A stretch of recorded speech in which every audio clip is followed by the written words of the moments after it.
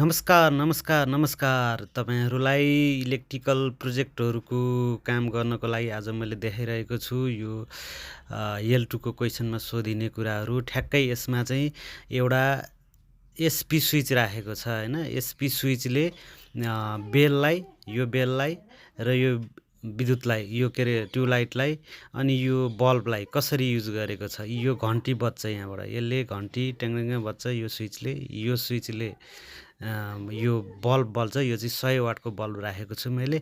यो स्विचले ट्युबलाइट बल्छ र यो चाहिँ पावर सकेटको लागि हो। यो पावर सकेट हो, यो पनि पावर सकेट हो।